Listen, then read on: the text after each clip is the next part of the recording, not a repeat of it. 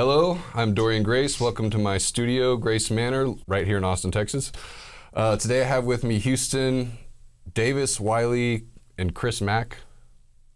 Is that where we're going with Chrismac? Yep.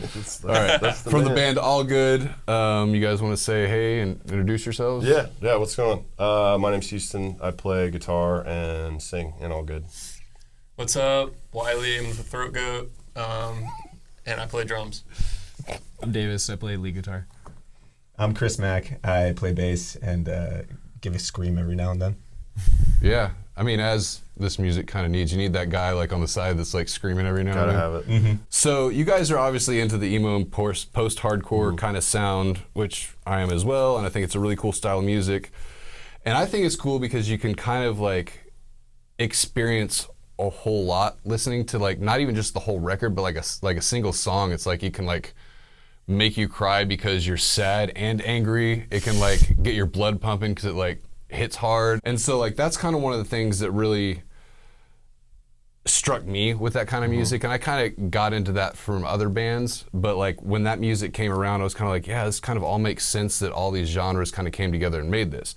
So what were the bands that really like stood out to you as like, this is like so cool and something like fresh and new to me, and like what drew you guys to that kind of style of music? Oh man. Anybody want to go first? I could comment on that. Yeah, go ahead. Yeah. Well, you were trying to get me in a title fight at one point, and I was like, I liked it, but it didn't hit me.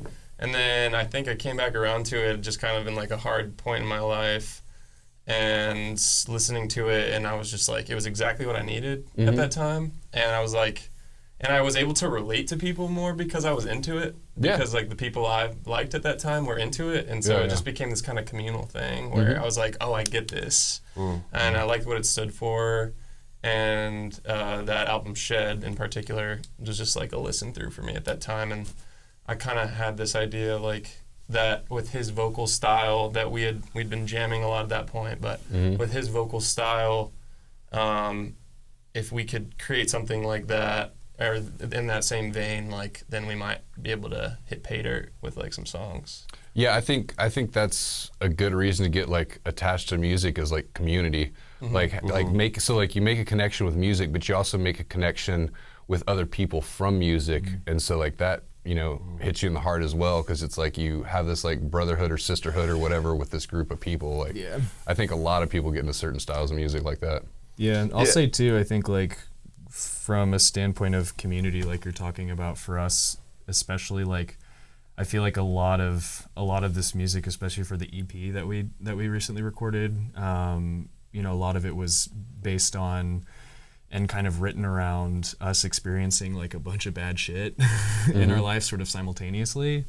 And I think it just kind of was a byproduct of that. And certainly like the music that we were listening to at the time, and kind of sharing, and you know, you mentioned Title Fight, like I feel like I had a similar experience with that, where it was shared with me around the same time too. And it's like, oh, this is definitely a part of like, you know, sort of like composing and you know, creating this, you know, this EP that we've written. And yeah, it's been really cool.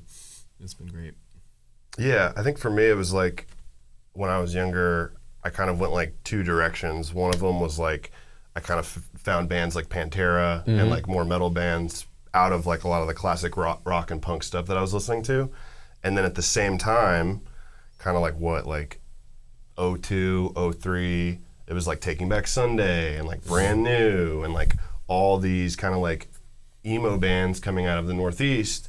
And then I mean, really like what was foundational for me in a lot of ways was honestly like Blink-182 and like being like 10 years old, hearing that just like changed kind of the way that I perceived how music could sound and like the kind of emotion that could be conveyed with it. And then as I got older and became a teenager, it's like, that's fun and it's like hitting some like emotional, nostalgic place, but I needed something maybe that was like a little more edge, like a little heavier. Oh, yeah.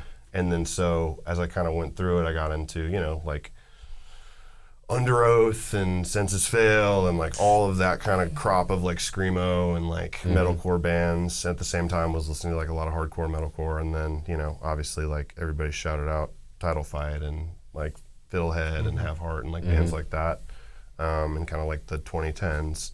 But yeah, I think like I agree with you. There is something about like emo and post-hardcore that particularly lends itself to like experiencing a wide range of emotions. Like it can be something that is like emotionally affecting, and also something that is heavy and like allows for like the release of sort of anger, but also kind of like the processing of sadness or grief or hurt or whatever is going on. And so it's like that genre, just for us and like what we have kind of been doing creatively, has just been, and I like call it a genre. It's like an umbrella term to be like, we're post-hardcore, you know what I mean? Yeah, but it's kind of tough because like there's a lot of bands that you can like put in that spectrum, because like technically you could go as far as like Good Charlotte, and then you could start like, for me, the first band that kind of like started forming this kind of thing was I found out when I was like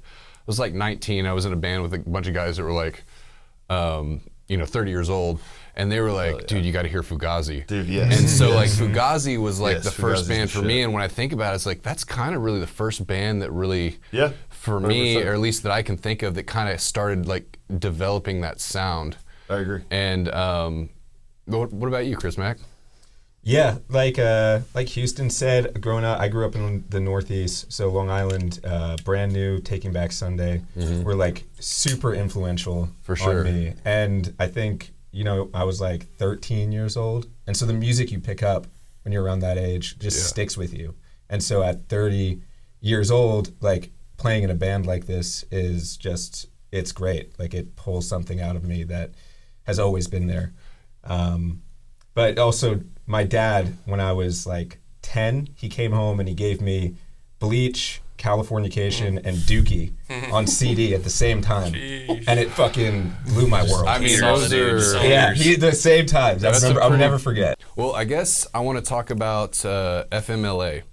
So, it's a great song. What is the inspiration behind that song?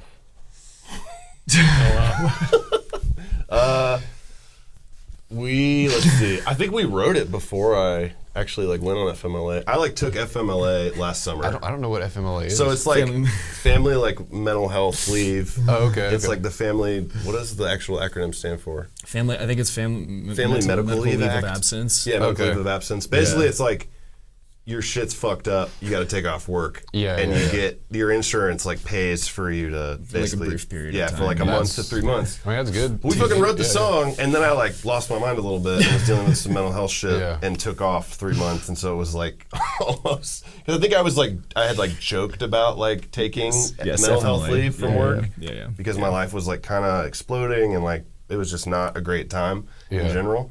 So that song like generally is kind of about having a panic attack Oh, yeah. and about being mentally ill. Mental. The precursor. I guess that's the first one we'll play then. Let's listen to FMLA.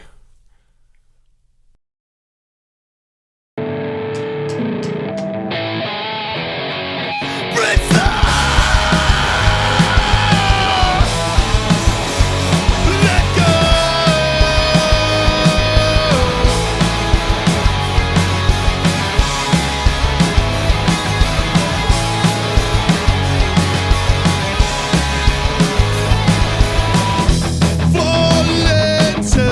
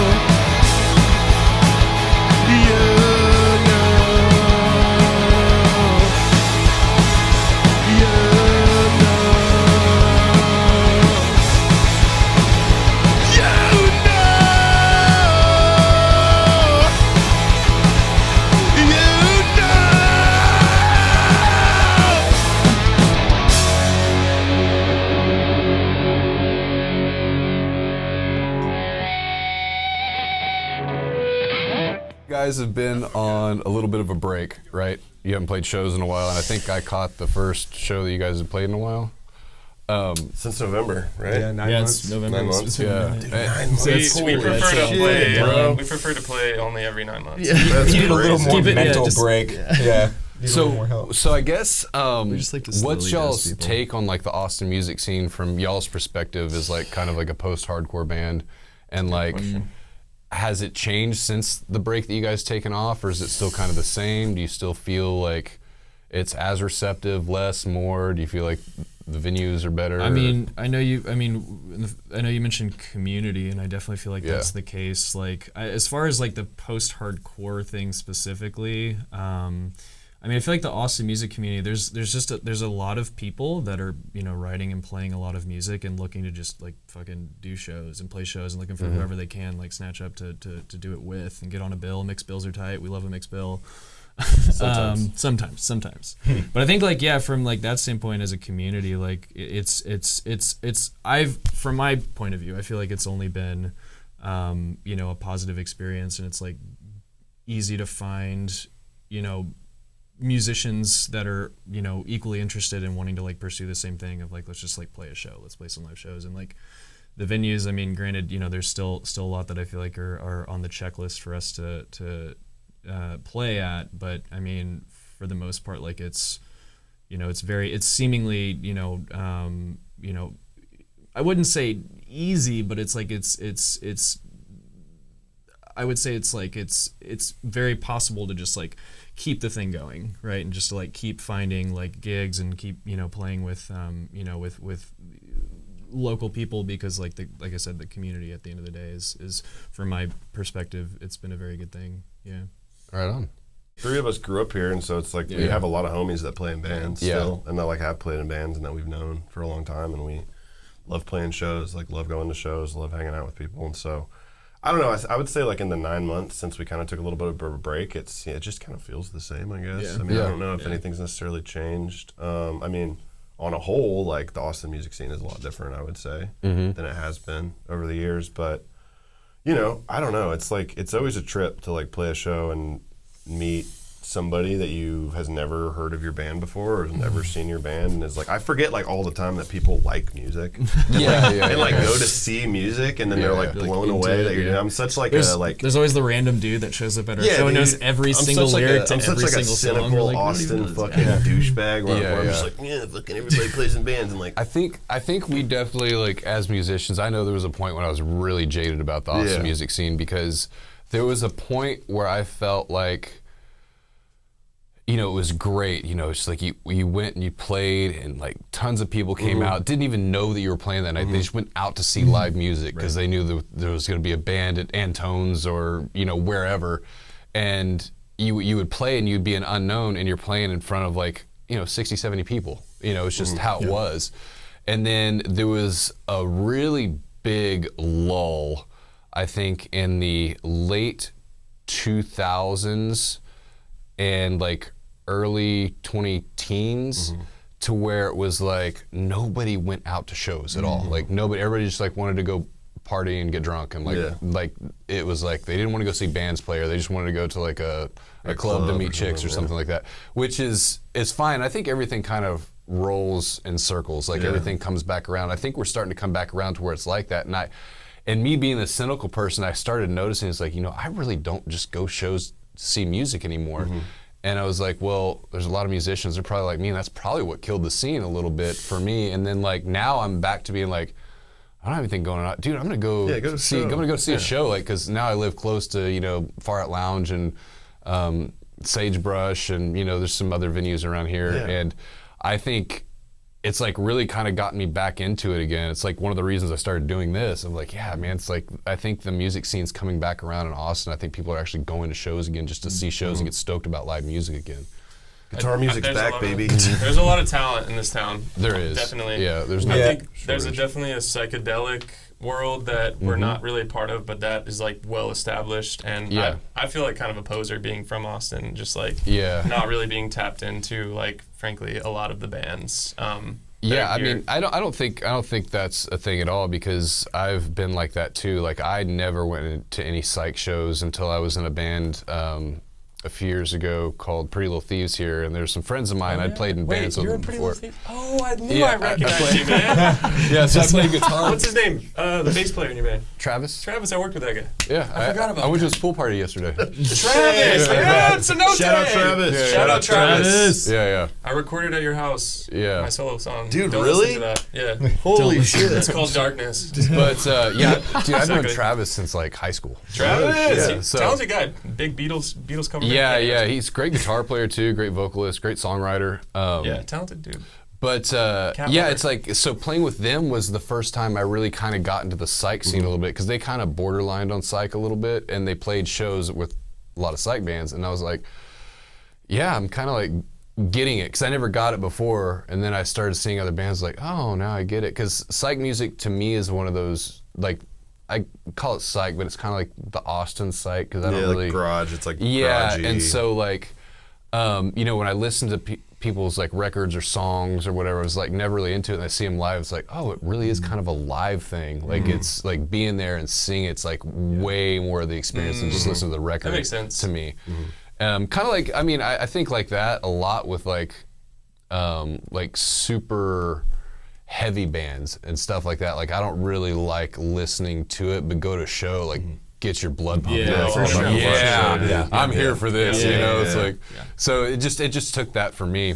Do you guys play out of town much, or Not yet. Not yet. We did Not not. yet. did you play when you were in Long Island or anything like that? Yeah, man. So I Shout out Oyster Babies. Shout out the Oyster Oyster Babies. Babies. Yeah. I played in a band and fronted this band in New York for like 5 or 6 years with a couple of my best friends. And the music scene out there was like, there was like 4 bands. We were all friends. Our drummer played in like each one of the bands. And we would just book shows, like the 4 of us over and over again. And so like coming, and even if there was bands on the other side of Long Island, like we knew who they were, and we'd like occasionally play with them. And so coming to Austin, it's been so dope, like just falling into the music scene. Like I, just put myself out there. I'm like, hey, I play music. I heard Houston songs like recorded on a phone, and when the opportunity opened to just like be a part of the band, I was like, yeah, I'm gonna do that. And so the scene here is great. Like, I'm stoked to be a part of it. Like a lot more diversity when it comes to music and bands and stuff. So like, hey, Long Island, I love you, but like, What's your fucking, I mean, New York is great. You know, you go to Brooklyn and it changes, but like, Yeah, that's interesting. I wanted to pepper in too that the band would not be possible without Chris. Yeah. Chris was the. Let's make sure. I just wanted to cover Let's that. make sure that we. I was not trying to shit on him earlier. It just sounded that way. It always feels like that the guy sitting at the end too doesn't get enough attention. You know? Chris is the glue for our band in more ways than one. did you hear I was a front man in another band? Yeah, he was also in a Rage cover I thought band. I was the glue. You said I was the glue at my birthday party. Well, it's between us. It's interesting because, and this has nothing. I mean, maybe it does have to do with our band, but like everybody in this band plays every other instrument too. Yeah. So like everyone can play everything, and everyone like has written, like he's done his own stuff obviously with his other bands. Wylie's done his own stuff obviously with like his solo stuff, or played in other bands. Davis. We were in a band together before this together. Yeah, Like playing together before for about this, 4 and years, so it's like everybody kind of plays. Like I played bass in another band in a band before, and like it's just kind of everybody I think understands kind of everyone else's lane, which is helpful. Yeah, That's why I suck at drums. I think bands that can do that. I've been in a couple bands where everybody can kind of do that, and I like the songwriting process because I mean it's kind of tough because you have to have like no ego. Yeah. So like if I'm playing a guitar part and the drummer's like my friend Tommy, he'd be like, hey, can I see your guitar a second? I'd be like, yeah, sure. He'd pick it up. I'd be like, oh, dude, that is totally better. Like, I'm going to play that from now on. And I'm not that great of a drummer, but I've been like, hey, what do you think about just doing this here and maybe like skipping that, fill that you're doing there and like maybe just doing like a kind of typical like round off the end of it. And he's like, yeah, let's do it.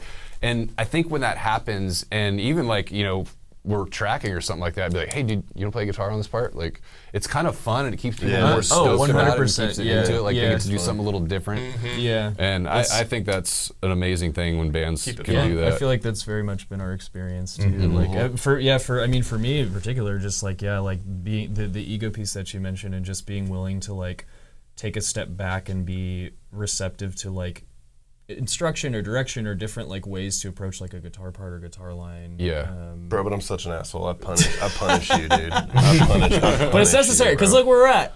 Yeah, I think so. Like, I think there's, and it's about being in a family too. It's like you can punish somebody and like, shit on them a little bit. It's like, it's my brother, At the end of the day, it's like, I'm still showing up to rehearsal. It's necessary. Yeah. It's like, it's just all about the love of it. And I think at the end of the day, you'll decide like, oh, he was right, or at the end of the day, you'll be like, no, he was wrong. Like, fuck you, and then you'll still play that part. Yeah. But so let's talk about Build to Burn.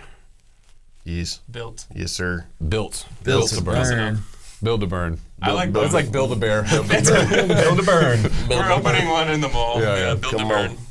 Come on. So what was the, how did that start? Was that started with like a vocal melody, or was it started with a guitar riff or a drum beat, or how did that kind of come to be? Yeah, that one.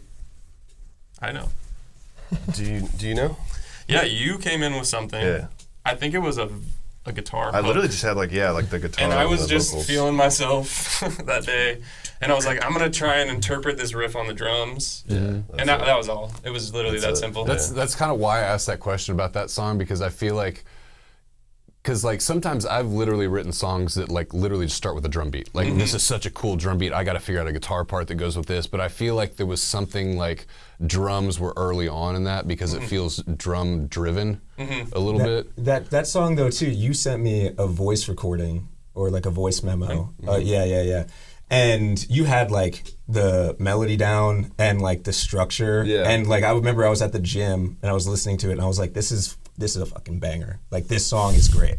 And so as soon as you brought it into the room, like everything just came together. But yeah, you came with the full foundation of that, as I remember. Yeah, that one was really easy to write. It just kind of wrote itself, which was nice. It's always nice when that happens. I don't know, hit my head against the wall. I think it was like one night, and I was just like by myself and just playing. Right on. Let's listen to Built to Burn, not Build to Burn.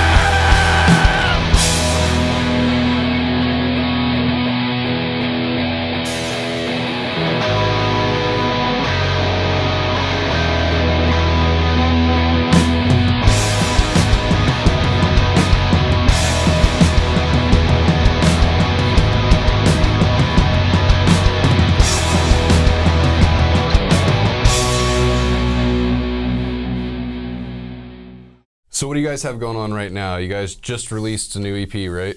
Or how long ago? A month and a half. June. Did we put it out end of June? I feel like June. Yeah, like June 26th or something. And you guys did Available everywhere. Nothing can hurt me. Go stream it. And you guys did a music video, right? We did a couple. So we did one. We did a music video for the first 2 singles, which are Wait and FMLA. Okay. Cool. Yeah, I saw one music video. It's great. It totally reminds. It's like it's the one where you're like in that space, and it kind of reminds me a lot of like the early 2000s like indie kind of hardcore band stuff. It's The super one cool. where we're like Switching in and out. Yeah. But we're all staying in the same spot. That's Wait. Yeah, that's super cool. What was the inspiration to like do that video like in that way? Did you guys hire like a DP and like somebody to help you like come up with the idea, or was that just like something you guys all put together yourselves? So Davis is a photographer. Okay, cool. A very talented photographer. Shout out Davis Mincher. And he was filming these videos that were like, basically he would just set up his camera in a still spot and just kind of, you would see like in North Loop or somewhere, you would see foot traffic go by, and it kind of just seemed like a cool concept to like just have like a fixed frame and then kind of have us move around. Yeah. And then we have a good friend named Dan Leyendecker who's works in the film industry and was very graciously down to like work with us and shoot the video. That's awesome. And so we just like, it was such a like guerrilla process of like 4 hours. We got to like bang it out really quick, and like everybody just plays through. And then he was just, it took, I'm sure spent hours and hours of his time editing it. So yeah, like, editing is, I can vouch for that. I've done a lot of editing for Tamara's music videos, and it's definitely the big part of it. Yeah. Like, get as much good footage as you can, and just you can chop get it all as up. fast as you can, and then worry about the editing later. Yeah, I thought they were very well done. And what's your recording process like? I mean, so I guess the songwriting part is like you kind of come up with a basic idea, some lyrics, maybe some like guitar ideas, and then you guys kind of fit your way into that and collab. But like, I mean, am I right on that, or is that? That's like most. I mean, honestly, like I would say it's like 30% of the time I will like have like a skeletal thing. But the rest of the time, we just play together, and we'll like somebody will like come with a riff. Chris will be like, we should do something like this. Wylie will be like, I have a beat that I want to put in a song. Davis will have written something, or I'll have written a riff and be like, I don't know what we can do with this, but let's like try to do it. And then we'll just get in the room and just kind of play. And mostly from, come on, God damn it again. It had to happen again. It's the alarms. And then mostly from there, we'll like kind of demo it like instrumentally, and then I will kind of like write to that, or like try vocal ideas in the room, and then kind of like go from there. So that's like, I would say that's mostly it, right? That's awesome. I haven't been in a band that's done it like that in a long time, and that's really cool when you do that. When everybody's kind of on the same page with like the jam and like the vibe they're feeling and going for. I think that works out really well, because I think most of the bands I've been in the past probably 15 years, it's like I'm pretty much coming with a finished product to the band, or I'm in a band with somebody else and they've pretty much got the finished product, and they're like, yeah, we just want you to kind of put your flair on it. So it's cool that you guys can do that. I mean, yeah, just be like all of us being musicians too. Like I don't know how interested any of us would be in just like coming to like do the part that was given to us, you know? And so being in a democratic space like Houston brings so much, and like foundations to a lot of these songs, but like being able to input ideas and like, give it, a structure here is really helpful for us to be in a cohesive unit. It makes it way more fun. And like, it wouldn't work with anybody else. Like there's a reason that like we all play music together, and it for sure is like that like connection and like that chemistry, because like I also wouldn't want to be in a band where like there wasn't like everybody kind of having input and everybody thinking about how we can best like create the song and serve the song together. You know what I mean? Like it doesn't matter if like I wrote the lyrics or like wrote vocal melodies. It's like I would never want to like have a fully fleshed out song and be like, all right, you're gonna play this, you're gonna play this, you're gonna play this. Like I don't know. That's just like not how that's just not never how we've like functioned, and it's just like not what I enjoy doing. Like I want to like be like, here's the skeletal thing I brought.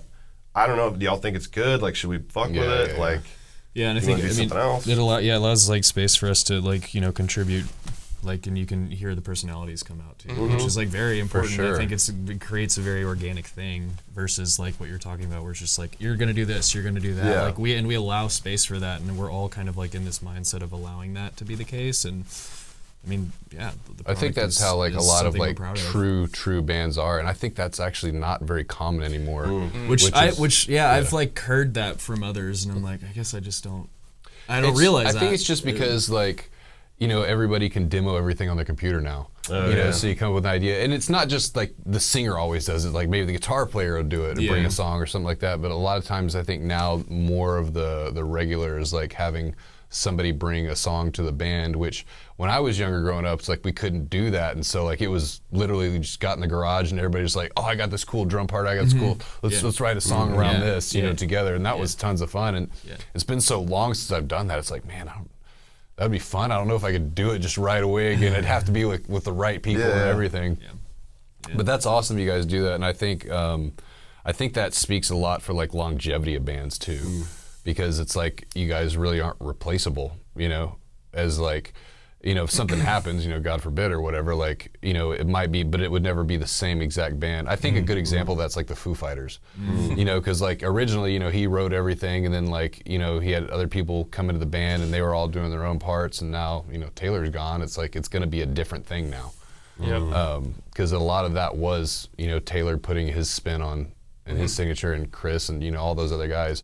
And you do need someone like that who can kind of come in with some bangers. And Houston's, and everyone honestly has brought in, like Davis wrote FMLA and Too Late for You, and then Houston wrote the other ones, I think.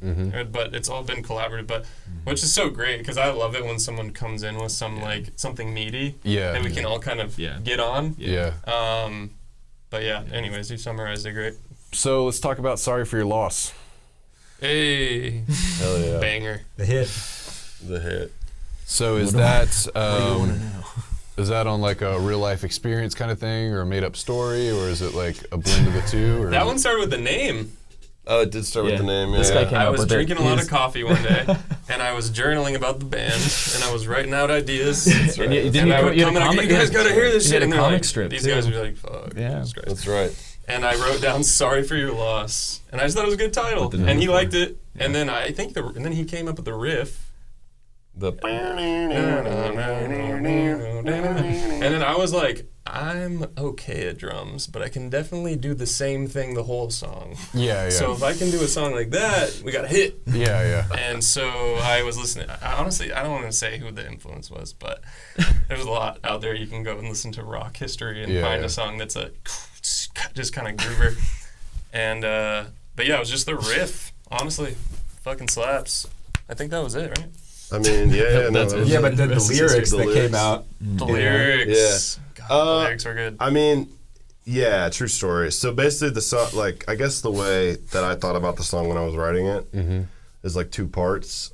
One half of it is about like basically giving up drugs and alcohol and getting sober, and like grieving that. There's a lot of songs about grief on this album. I mean, fits the genre. It does fit the genre.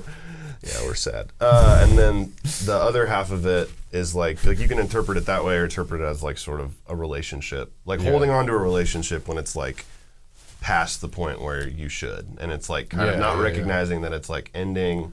I think there's a huge comparison that makes sense in both ways from that. Like, I think, you know, like talking to, I've known some addicts that have quit and stuff like that, and it's like, it's like I'm losing my best friend. Yeah. You know, because it's like they're there for me when I'm sad. They're there for me when I want to go have fun. They're there for me like when I'm lonely. You know, and it's like once you do that, like that person is gone, and it's kind of tough. Which, you know, it's a little different 'cause we're always better for it probably if we're having drugs and alcohol addictions or of any sort, that we, you know, take a step or break back from it, or at least, you know, separate ourselves from it. But I think that's a good thing, and I like songs like that too that can be interpreted either way, to where it's like the listener can interpret it as a relationship with a person or a substance or anything. Yeah. Yeah, I want to say like the lyrics that he comes up with every single time he brings them to the table. I'm like, these are fucking great. Every time. Every time. Every time. No I notes. swear to God, man. I like every First draft is the only draft. I know you spend a lot of time on him. You're like, what is that? It's great. I mean, every band needs that person. Not everybody can do that. It's nice to be able to get behind them. Yeah, you know what I mean? They are. So. They're definitely listening back. I was like, Jesus Christ. All right, well, let's listen to Sorry for Your Loss.